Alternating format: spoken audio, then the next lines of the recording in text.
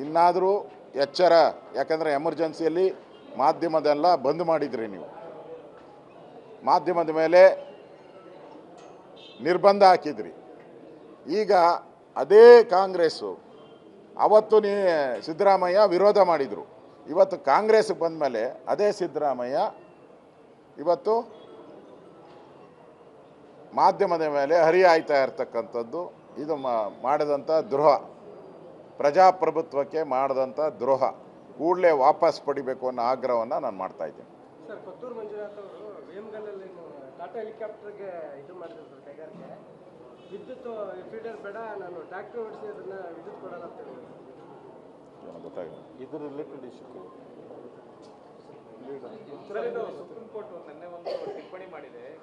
RRPV ಗ್ಯಾರಂಟಿಗಳನ್ನ, ಯೋಜನೆಗಳ ಉಚಿತ ಯೋಜನೆಗಳನ್ನ ಕೊಡೋದು ರಾಜ್ಯದ ಆರ್ಥಿಕತೆಗೆ ಮಾರಕ ಆಗುತ್ತೆ, ಮತ್ತೆ ರಾಜ್ಯಗಳನ್ನು ದಿವಾಳಿ ಅಂತ ಕೊಂಡೊಯ್ತೀರಿ ಅನ್ನುವಂಥ ಟಿಪ್ಪಣಿಯನ್ನು ಮಾಡಿದೆ. ಇದು ಸ್ವಾಗತ ಮಾಡ್ತೀನಿ. ಸುಪ್ರೀಂ ಕೋರ್ಟ್ ಹೇಳಿರೋದನ್ನ ಸ್ವಾಗತ ಮಾಡ್ತೀನಿ. ಈಗಾಗಲೇ ಹಿಮಾಚಲ್ ಪ್ರದೇಶ ಪಾಪರಾಗಿ ಭಿಕ್ಷಾಪಾತ್ರೆಯನ್ನು ಹಿಡ್ಕೊಂಡು ಓಡಾಡ್ತಾ ಇರೋವಂಥದ್ದನ್ನು ನೋಡ್ತಾ ಇದ್ದೀರಿ. ಅದೇ ರೀತಿ ಕೇರಳದಲ್ಲೂ ಕೂಡ ಅದೇ ರೀತಿ ಘಟನೆ ಆಗ್ತಾಯಿದೆ. ಕರ್ನಾಟಕ ಅಂತೂ ಬಿಡಿ, ಹೇಳೋಕ್ಕೆ ಬಸ್ಗಳಿಲ್ಲ,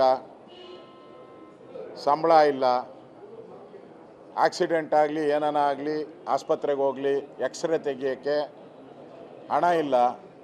ಪರದಾಡ್ತಾ ಇದ್ದಾರೆ ರೋಗಿಗಳೆಲ್ಲ ಸರ್ಕಾರಿ ಆಸ್ಪತ್ರೆಗೆ ಹೋಗಿ ಎಕ್ಸ್ರೇ ಇಲ್ಲ. CT ಸ್ಕ್ಯಾನ್ಗೆ 120 ಕೋಟಿ ಕಟ್ಟಬೇಕಾಯಿತು. ಪಾಪರ್ ಆಗಿರೋ ಸರ್ಕಾರ, ದಿವಾಳಿ ಆಗಿರೋ ಸರ್ಕಾರ 120 ಕೋಟಿ ಕಟ್ಟೋಕ್ಕೂ ಆಗ್ತಾಯಿಲ್ಲ. ನೆನ್ನೆ ಸಾರಿಗೆ ಇಲಾಖೆ ಮುಷ್ಕರ ಆಯಿತು. ಅವ್ರಿಗೆ ದುಡ್ಡು ಕೊಡೋಕ್ಕೆ ಹಣ ಇಲ್ಲ. ಅವರು ಗಡುವು ಕೊಟ್ಟಿದ್ದಾರೆ 2ನೇ ತಾರೀಕು 3ನೇ ತಾರೀಕು. ಆ ಗಡುವು ಆದಮೇಲೆ ನಿಮ್ಮ ಸರ್ಕಾರದ ಬಂಡವಾಳ ಬಯಲಿಗೆ ಬರ್ತೈತೆ. ಗೃಹಲಕ್ಷ್ಮಿ ಹಣ 5,000 ಕೋಟಿ ನುಂಗಿ ನೀರು ಕುಡಿದ್ಬಿಟ್ಟಿದ್ದೀರಾ. ಅನ್ನಭಾಗ್ಯ ಅದು 780 ಕೋಟಿ ನುಂಗಿ ನೀರು ಕುಡ್ದಿದ್ದೀರಾ. ಕೊಡೋಕ್ಕೆ ದುಡ್ಡಿಲ್ಲ ನಿಮ್ಮ ಹತ್ರ. ಈ ಪರಿಸ್ಥಿತಿ ಇವತ್ತು ಕಾಂಗ್ರೆಸ್ ದಿವಾಳಿ ಆಗಿರೋವಂಥದ್ದಕ್ಕೆ ಇವೆಲ್ಲ ಕೂಡ ಸ್ಪಷ್ಟ ಉದಾಹರಣೆಗಳನ್ನು ನಾವು ನೋಡ್ತಾ ಇದ್ದೇವೆ.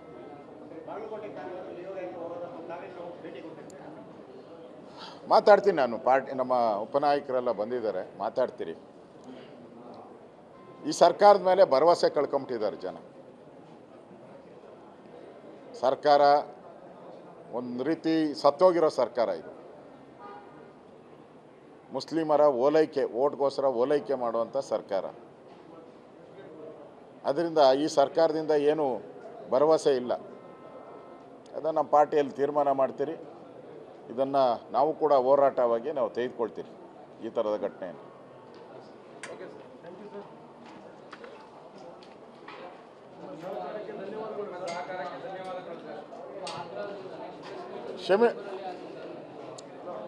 ಕ್ಷಮಿಸಿಬಿಡಿ.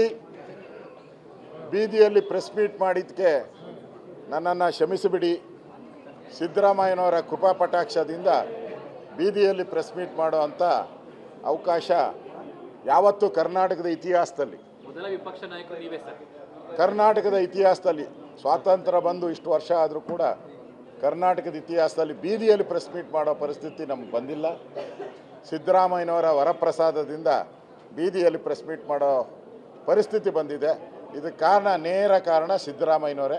ಈ ಶಾಪ ಅವರಿಗೆ ತಟ್ಟಲಿ.